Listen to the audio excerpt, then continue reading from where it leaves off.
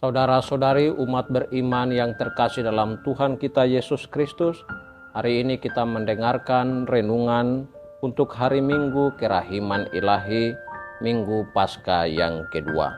Kita mengawalinya dengan tanda kemenangan Kristus, dalam nama Bapa dan Putra dan Roh Kudus. Amin. Marilah kita berdoa. Allah yang Maha Rahim, dalam perayaan Paskah ini, Engkau menyalakan iman umat yang dikuduskan bagimu. Tambahkanlah rahmat yang telah Engkau anugerahkan, agar kami semua semakin memahami betapa agung pembaptisan yang menyucikan kami, betapa luhur roh yang melahirkan kami kembali, dan betapa mulia darah yang menebus kami. Dengan pengantaraan Tuhan kami Yesus Kristus Putramu, yang hidup dan berkuasa bersama Dikau dalam persatuan Roh Kudus, Allah sepanjang segala masa. Amin. Tuhan bersamamu dan bersama rohmu.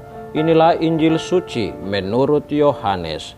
Dimuliakanlah Tuhan.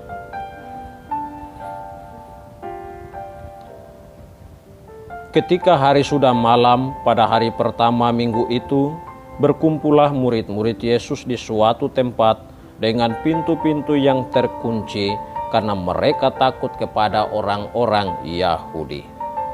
Pada waktu itu, datanglah Yesus dan berdiri di tengah-tengah mereka dan berkata, "Damai sejahtera bagi kamu." Dan sesudah berkata demikian, ia menunjukkan tangannya dan lambungnya kepada mereka. Murid-murid itu bersuka cita ketika mereka melihat Tuhan. Maka kata Yesus sekali lagi, "Damai sejahtera bagi kamu. Sama seperti Bapa mengutus aku, demikian juga sekarang aku mengutus kamu." Dan sesudah berkata demikian, ia mengembusi mereka dan berkata, "Terimalah Roh Kudus. Jikalau kamu mengampuni dosa orang, dosanya diampuni. Dan jikalau kamu menyatakan dosa orang tetap ada, dosanya tetap ada." Tetapi Thomas, seorang dari ke-12 murid itu yang disebut Didimus, tidak ada bersama-sama mereka ketika Yesus datang ke situ. Maka kata murid-murid yang lain itu kepadanya, "Kami telah melihat Tuhan." Tetapi Thomas berkata kepada mereka, "Sebelum aku melihat bekas paku pada tangannya, dan sebelum aku mencucukkan jariku ke dalam bekas paku itu, dan mencucukkan tanganku ke dalam lambungnya, sekali-kali aku tidak akan percaya." 8 hari kemudian, murid-murid Yesus berada kembali dalam rumah itu, dan Thomas bersama-sama dengan mereka. Sementara pintu-pintu terkunci, Yesus datang dan ia berdiri di tengah-tengah mereka dan berkata, "Damai sejahtera bagi kamu."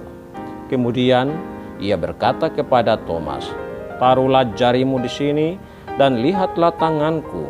Ulurkanlah tanganmu dan cucukkanlah ke dalam lambungku, dan jangan engkau tidak percaya lagi, melainkan percayalah." Thomas menjawab dia, "Ya Tuhanku dan Allahku." Kata Yesus kepadanya, "Karena engkau telah melihat aku, maka engkau percaya. Berbahagialah mereka yang tidak melihat namun percaya." Memang masih banyak tanda lain yang dibuat Yesus di depan mata murid-muridnya yang tidak tercatat dalam kitab ini, tetapi semua yang tercantum di sini telah dicatat, supaya kamu percaya bahwa Yesuslah Mesias Anak Allah, dan supaya kamu oleh imanmu memperoleh hidup dalam namanya. Demikianlah sabda Tuhan. Terpujilah Kristus.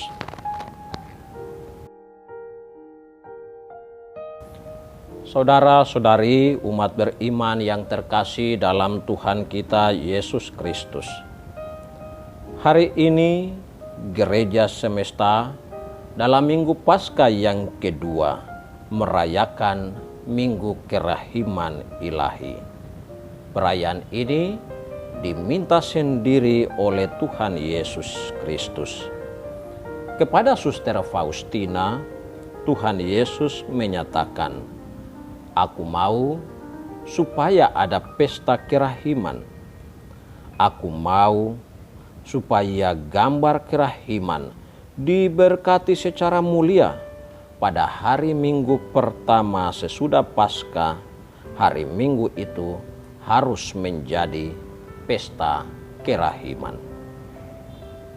Saudara-saudari yang terkasih, pesta kerahiman ini membawa kita pada permenungan bahwa Allah adalah Allah yang maha baik, bukan Allah yang menghukum. Allah itu maha baik dalam keberadaannya sendiri. Allah itu sungguh-sungguh kaya di dalam kerahiman. Apakah kita menyadari kerahiman Allah itu di dalam hidup kita?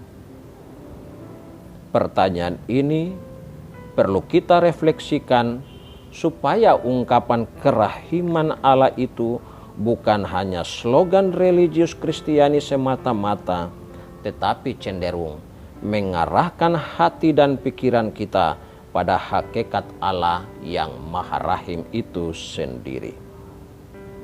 Bagi saya, kerahiman Allah mengundang kita untuk merasakan dan mengalami hidup dalam persekutuan.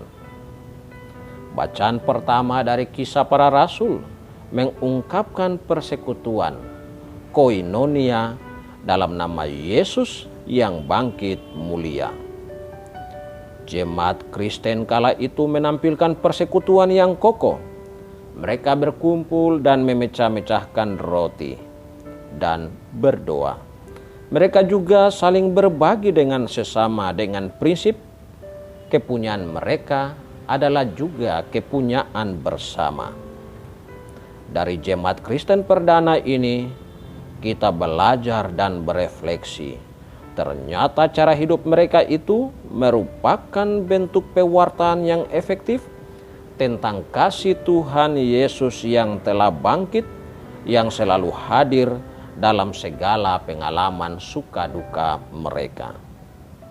Saudara-saudari terkasih, persekutuan, koinonia, para pengikut Kristus pada dasarnya dipersatukan oleh satu hal, yakni iman akan Kristus yang bangkit.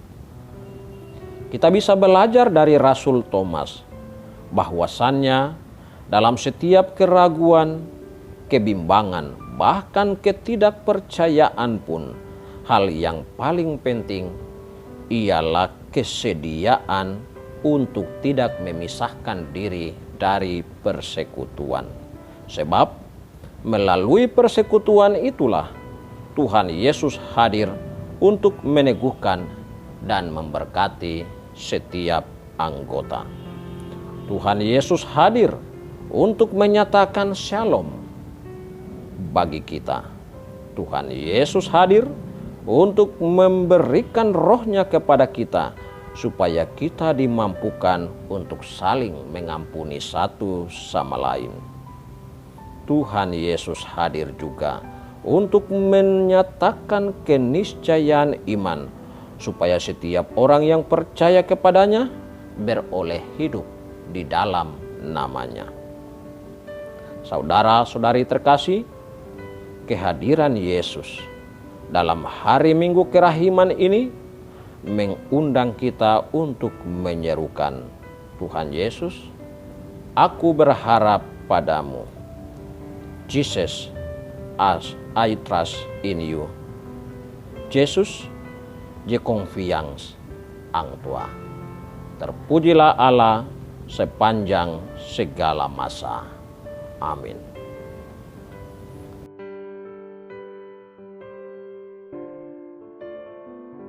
Saudara-saudari, marilah kita bersatu di dalam doa penutup. Marilah berdoa.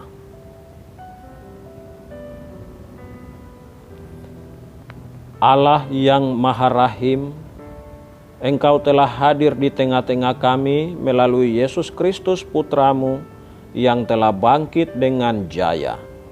Semoga kami selalu menyadari bahwa kini Ia hidup, hadir, dan selalu menyertai kami hingga kami mencapai kebahagiaan surgawi yang Kau janjikan.